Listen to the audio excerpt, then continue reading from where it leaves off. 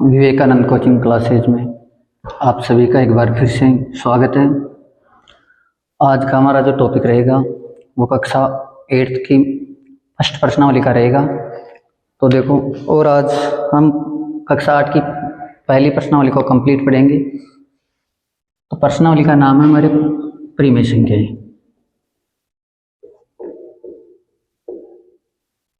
देखो, कक्षा 8 की पहली प्रश्नावली है और नए सिलेबस के अकॉर्डिंग शायद इसमें 2 या 3 क्वेश्चन होंगे। तो जो भी पहली प्रश्नावली में 2-3 जो भी क्वेश्चन है हम उनका अध्ययन करेंगे। तो देखो, परिमेय संख्या, जैसे प्रश्नावली का नाम परिमेय संख्या, तो हमें ये भी पता होना चाहिए कि परिमेय संख्या होती क्या है। तो पहले इसकी परिभाषा देखो। ऐसी संख्याएं या ऐसी संख्या जिन्हें P बटा Q या हंस बटा हर के रूप में लिखा जा सके,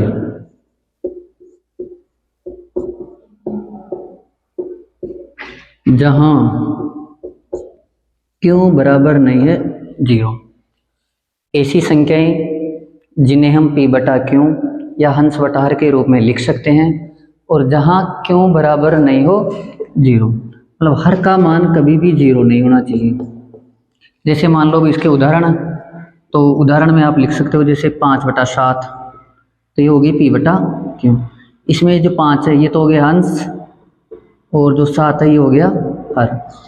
जैसे हम 0 बटा 1 लिख सकते हैं, क्योंकि अगर 0 में 1 का भाग दोगे तो 0 बार, तो इसका जो मान आएगा वो 0 आ जाएगा। तो ये भी परिमेय संख्या है। जैसे मान लो 5, अगर आपसे पूछे कि 5 परिमेय संख्या है या नहीं है, तो जिस संख्या के नीचे हर नहीं होता उसके नीचे हम 1 मान लेते हैं, तो ये भी परिमेय संख्या है।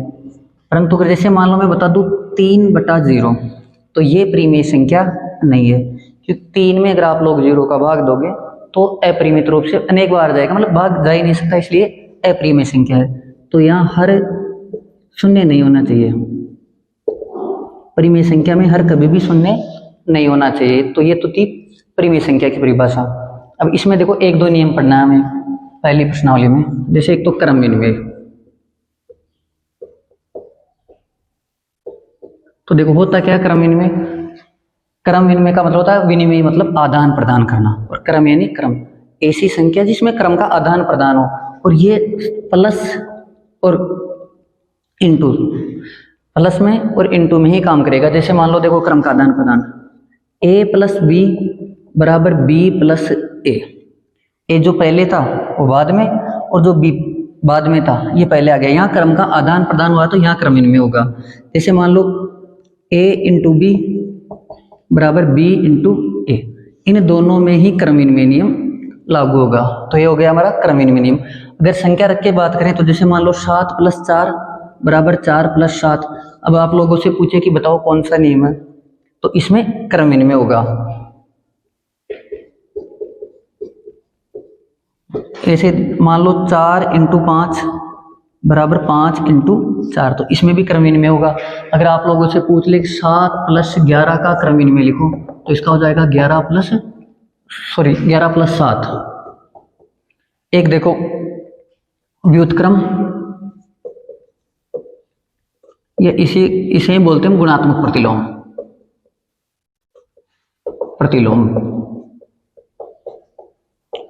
ये देखो व्युत्क्रम या गुणात्मक प्रतिलोम क्या होता है। जैसे मान लो a बटावा b, तो इसका जो गुणात्मक प्रतिलोम होगा वो हो जाएगा b बटावा a। अगर गणित की संख्या की बात करें तो जैसे मान लो 17 बटा 15, तो इसका व्युत्क्रम या इसका गुणात्मक जो प्रतिलोम होगा वो हो जाएगा 15 बटा 17। तो ये होगा इसका गुणात्मक प्रतिलोम। एक देखो साचरीय नियम।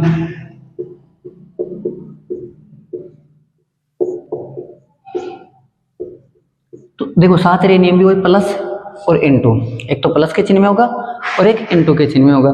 तो जैसे मान लो a plus B plus C, a plus B plus C, अंतिम 2 संख्याओं को जोड़ो या शुरुआत की 2 संख्याओं को जोड़ो, इनका मान एक ही होगा। अगर प्लस और इनटू का चिन्ह है तो आप इसे शुरुआत से जोड़ सकते हो या अंतिम रूप से जोड़ सकते हो। जैसे मान लो 3 + 2 + 4, 3 + 2 + 4। अगर आप 4 और 2 को ऐड करते हो तो 6, और 6 में 3 ऐड करते हो तब भी आंसर 9 होगा, और पहले 3 और 2 को जोड़ते हो तो 5, और 5 और 4 भी 9 होगा। तो यह है साचरी नियम। इसकी जगह देखो, प्लस की जगह आप इंटू का चिन्ह भी काम में ले सकते हो, तो इसमें भी साचरी नियम होगा। ये भी प्लस और इंटू के चिन्ह में काम आएगा। तो देखो यहाँ भी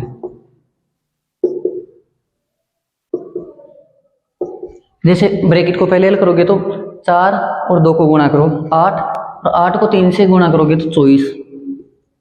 अब यहाँ पहले 3 और 2 को गुणा करो 6, और 6 को 4 से गुणा करो तब भी 24। तो ये हो गया क्रम इनमें। अब जैसे मैं पूछ लूँ आप लोगों से 7 + 4 × 5, सॉरी 7 + 4 + 5, इसका क्रम इनमें बताओ, साचरी नियम बताओ।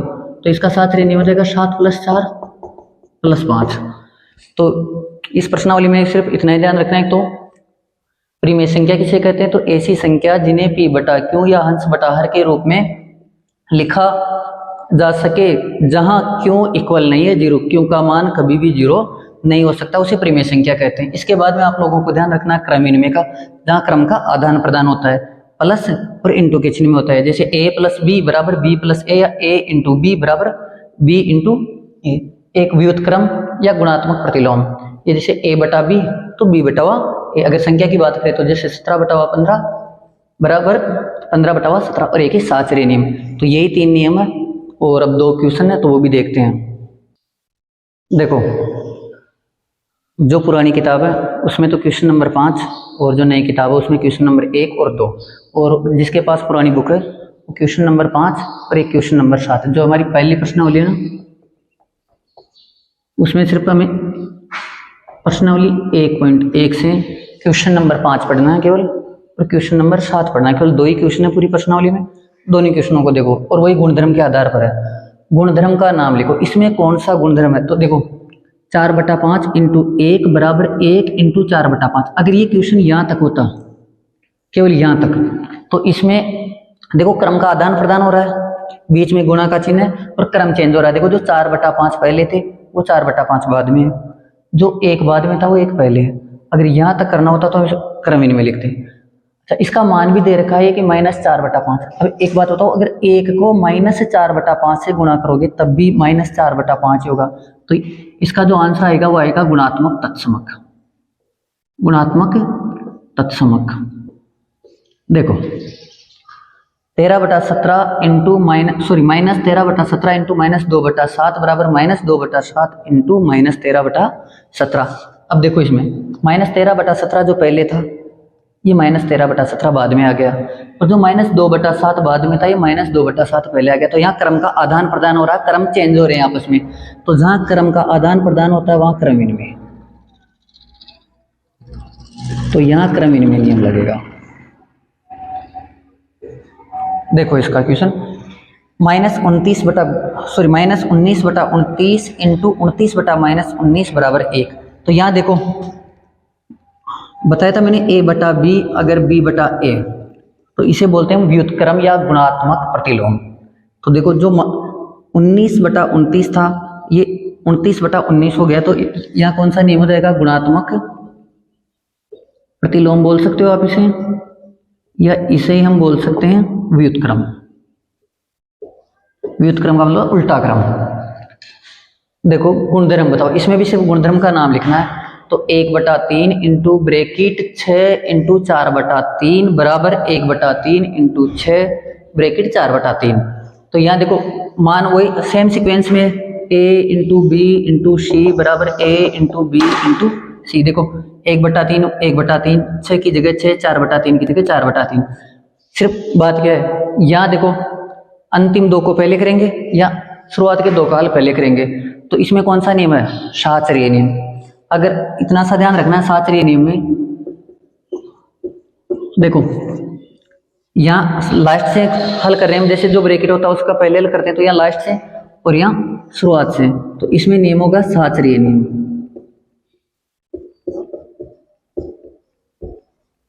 एक बार वापस देख लो, गुणधर्म बताना है तो देखो 4/-5 इंटू 1 बराबर 1 इंटू -4/5, यहाँ तक तो गुणात्मक प्रतिलोम था।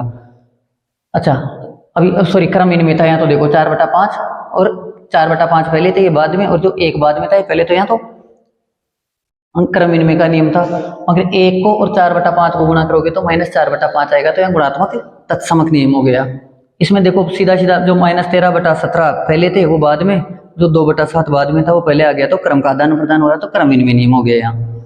और इसमें देखो संख्याएं ऊपर नीचे है तो व्युत्क्रम का मतलब उल्टा क्रम, तो यहाँ हो गया व्युत्क्रम बोल सकते हो आप इसे, या गुणात्मक प्रतिलोम बोल सकते हो। और इसमें हो गया शास्त्रीय नियम आपका।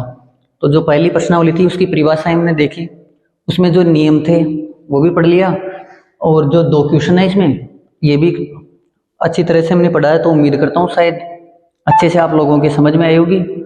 अभी भी अगर इस प्रश्नावली से संबंधित या किसी भी नियम से संबंधित कोई समस्या हो तो आप लोग कमेंट करके जरूर बताएं।